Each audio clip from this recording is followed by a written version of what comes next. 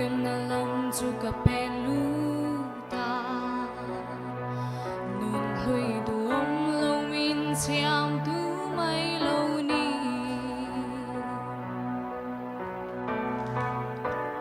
Kalaylom na zong milag sa akin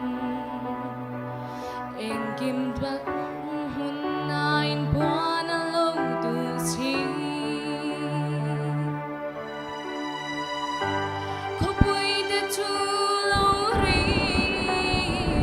Loving ka kur zauta Ma se amalali soang ei chuan min ve Ka shin nun moi na zong hlipin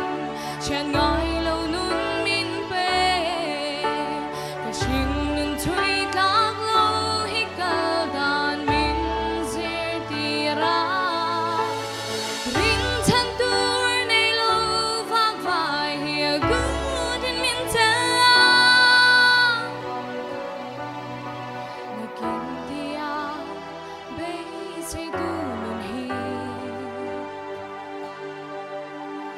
Tu na tang nun min pe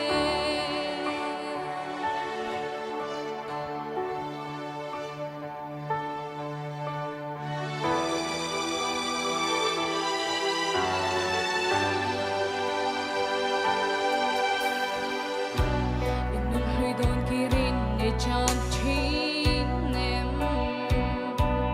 Pe dong mangan Tên ti boy chin te em ni Kal sang le phat chan ni em ni I chin nun chu vul le thei to lo tu ri ni ngai em le Ma se thau la han thir vel te chung lam si ar le thil am so Itan le ka tan lo her thong don sia Ka shin nun moi na zong hlipin Chian ngai lo nun min pe Ka shin nun thui tak lo hikal dan min zir tira Ring chan tur nei lo